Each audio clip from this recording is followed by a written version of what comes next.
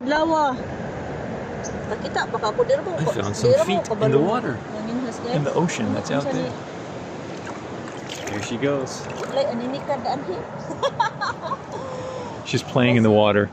We're at the beach. The water is way out there. She's playing in the leftover water. Oh, right here. What are you doing? Are you catching fish? I'm not sure what she's doing. What are you getting? This one. What is it?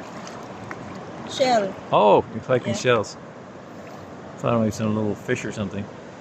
Okay. So that's what's ahead of us. This is what's behind us. Yes. It looks pretty behind us. So, guys, for today's video, We might have to talk loud because we get the ocean. we decided to share what is our advice to our children. Yeah. Because for me, when my son is still a baby, my mind, my thoughts, and my heart is always, I really want him to serve God. I want him to become a priest since I am a Catholic. Yeah, and then before I became an OFW, I always bring him to the church. Yeah, and then since he's still maybe around, like maybe he's 4 years old during that time, I told him that in the future maybe you can consider to become a priest. He's still 4 years older, and you know what he said? Oh yeah, sure, mom, because a priest nowadays has nice cars. Sounds like a 4-year-old. 4 years old. He said, yes, father are driving a nice car and it's really cool. That's what he said. The 4-year-old. Yeah, and he noticed that one as a 4-year-old. And then I can pray in a cool car. yeah, yeah. I even encouraged him to take an exam and to consider. Yeah, but he said that he is not ready. And I told him that it's okay because there's a lot of priests who don't become a seminarian. They just explore the word first and then they decided not to get married, but they decided to become a priest. That's what I told him. And then now that I meet Mahal, he said that yeah, he opened my eyes also and try to consider things. So because in my family, they always said that becoming a priest, it seems like you don't want your son to be happy. And then I told them that, you know what, being married is not the only happiness in the world. To serve God is one of the happiness in the world. Yes. And then since I don't want to manipulate my son, to control my son, so I told him that I still open. I still want to encourage him, but I said that, but still it's your decision. If you really want to get married, make sure that you really love that woman, because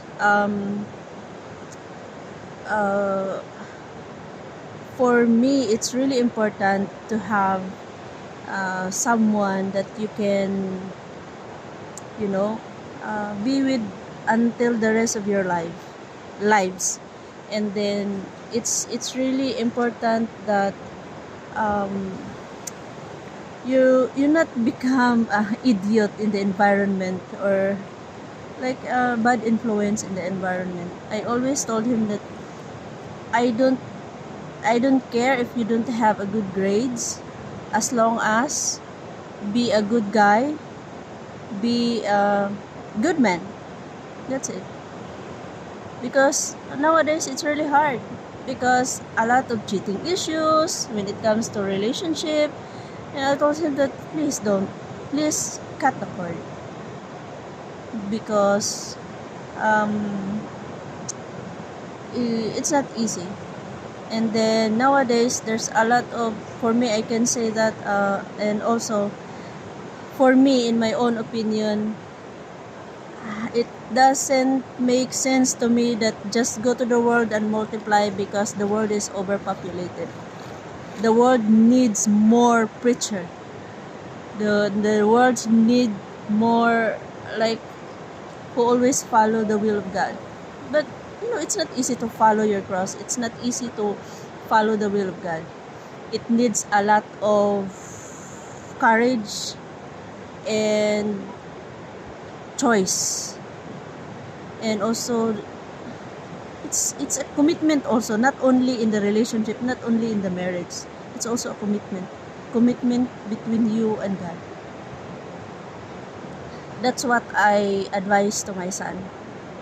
Don't become a bad influence in the community.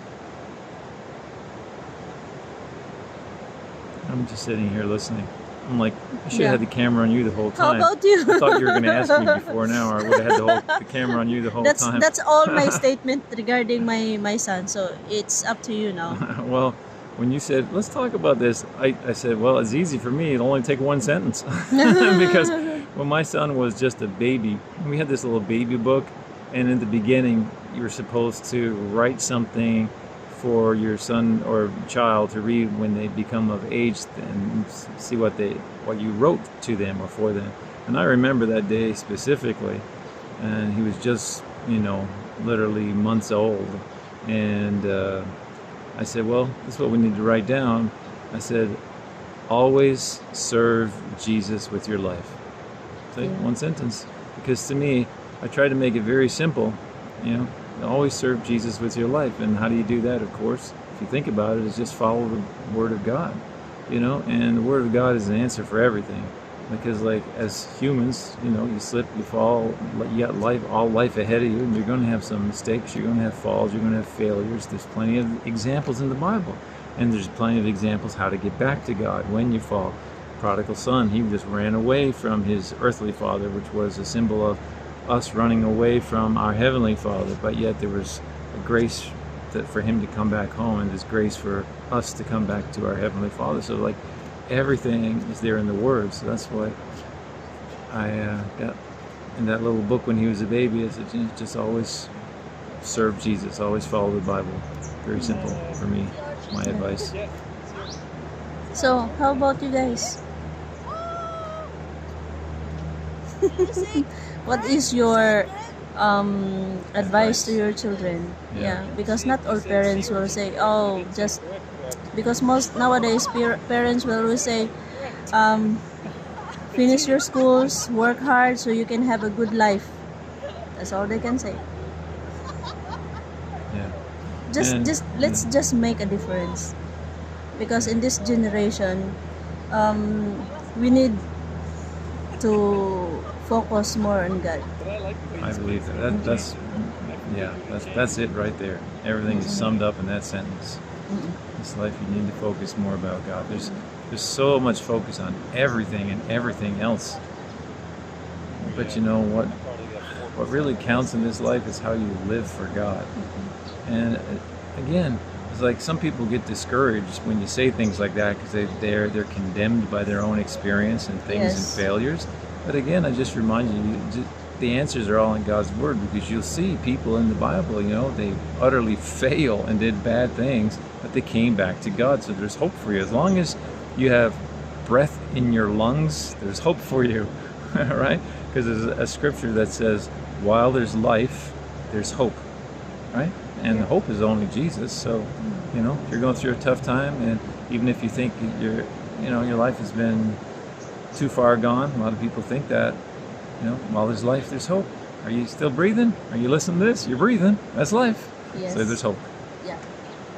So that's for today's video, and don't forget to like and subscribe our YouTube channel, The Breeze Genesis 1. God bless everyone.